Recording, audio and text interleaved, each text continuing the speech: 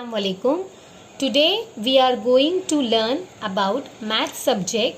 First chapter is basic concept in geometry. आज हम maths का पहला chapter basic concept in geometry ये पढ़ने वाले हैं. बेसिक कंसेप्ट इन ज्योमेट्री का हमारा सबसे पहला जो पॉइंट है वो है पॉइंट. जब हम किसी पेंसिल की मदद से किसी कागज़ के ऊपर एक ऐसा निशान बनाते हैं या ऐसा रख देते हैं तो एक किस्म का डॉट बनता है. इस डॉट को ज्योमेट्रिकल लैंग्वेज के अंदर पॉइंट कहा जाता है. पॉइंट को कैपिटल लेटर ए बी या कोई भी नाम से किसी भी लेटर से उसको नामजद किया जाता है ना, उसको नाम दिया जाता है. हम उसे पॉइंट ए भी कह सकते हैं, पॉइंट जेड भी कह सकते हैं, जो चाहे आप उसको कह सकते हैं. पॉइंट ए या पॉइंट बी.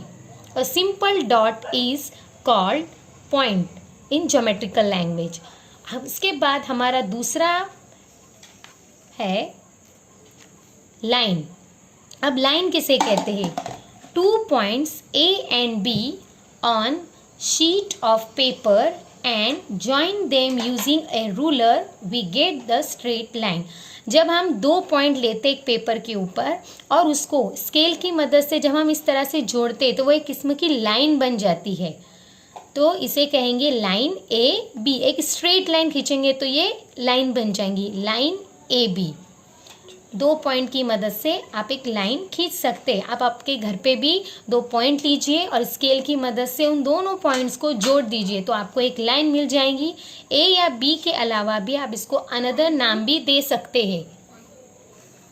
उसके बाद है हमारा नेक्स्ट सेगमेंट. अब सेगमेंट किसे कहते हैं?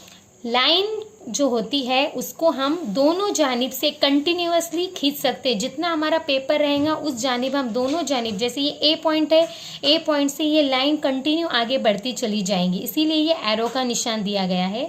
उसी तरह से बी पॉइंट की तरफ से भी ये लाइन जितनी आप खींचते जाएंगे उतनी ही ये बढ़ती चली जाएंगी.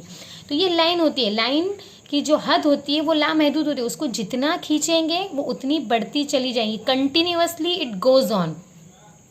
सेगमेंट किसे कहते हैं? अब इस लाइन के ऊपर ये पॉइंट ए और बी जो है ये उसकी हद बताते हैं कि ये इतनी ही है, उसको कहते हैं segment. A B is the segment of a longer line. ये लंबी जो लाइन है उसका एक छोटा सा हिस्सा है ये ए बी, उसको सेगमेंट कहा जाता है. A line segment has 2 points showing its limits, they are end points.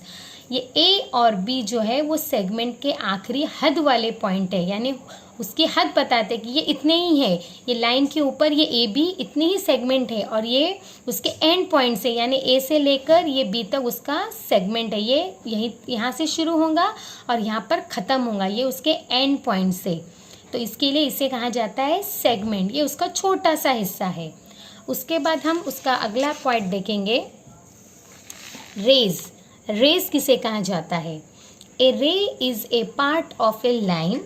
It starts at one point and goes forward continuously in same direction. आप रोज़ाना सूरज देखते हैं, सूरज आसमान में निकलता है और उसकी शुआएं ज़मीन पर बढ़ती चली जाती है. उसी तरह से अगर आप टॉर्च को शुरू करते हैं तो टॉर्च हमारे टॉर्च की से निकलती है और उसकी शुआएं जहाँ तक जाएंगी अंधेरे में वो बढ़ती चली जाती है. उसी तरह से ये रेज भी होती है. रेज होती है ये एक लाइन का ही हिस्सा होती है, लेकिन ये एक पॉइंट से शुरू होती है और कंटिन्यूअसली एक जानिब बढ़ती चली जाती है. ये बैकवर्ड नहीं जाती, ये फॉरवर्ड आगे बढ़ती ही चली जाती है. जैसे ये पॉइंट है पी, यहाँ से ये लाइन आगे बढ़ती चली गई है और उसी तरह से यानी ये रे भी आगे बढ़ती चली जा रही है. इसीलिए इसे कहा जाएगा ray P Q. The ray P Q is not read as ray Q P. अब इस रे पी क्यू को हम क्यू पी रे नहीं पढ़ेंगे. क्यों? क्योंकि ये पी से स्टार्ट हो रही है और इस तरह आगे बढ़ती चली जा रही है. ये क्यू से स्टार्ट होकर इस जानिब जा रही है. क्या एरो का निशान इस जानिब है? क्या नहीं है. इसके लिए ये पी से स्टार्ट होकर आगे बढ़ती जा रही है एरो की तरफ. इसके लिए इसे हम रे पी क्यू पढ़ेंगे, रे क्यू पी उल्टा हम नहीं पढ़ेंगे. उसके बाद अगला हमारा है पैरेलल लाइन. अब पैरेलल लाइन किसे कहते हैं? आपने अपनी नोटबुक देखे होंगे, उसके अंदर इस तरह से ये लाइंस होती है.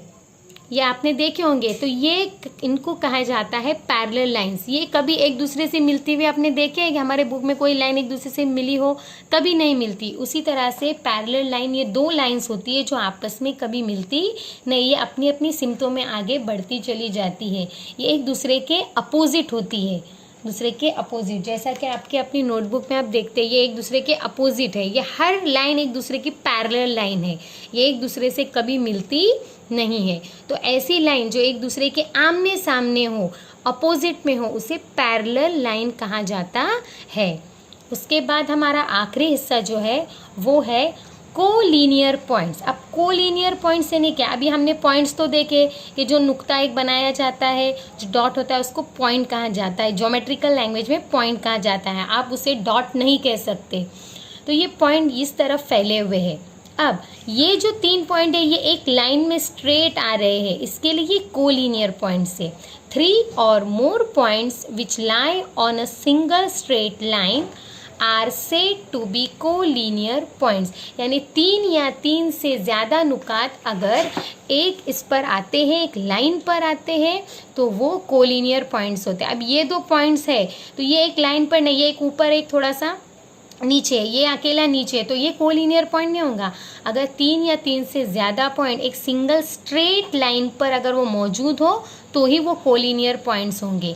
ऊपर नीचे अगर वो लाइन में नहीं आते तो वो कोलिनियर पॉइंट्स नहीं होंगे। इस तरह से आज हमने हमारे मैथ सब्जेक्ट का बेसिक कंसेप्ट इन ज्योमेट्री देखा, जिसमें हमारे मेन पॉइंट्स थे। सबसे पहला है पॉइंट, सेकंड लाइन, लाइन के अंदर ही उसका हिस्सा होता है segment, third rays, fourth parallel lines और fifth collinear points. Okay, thank you.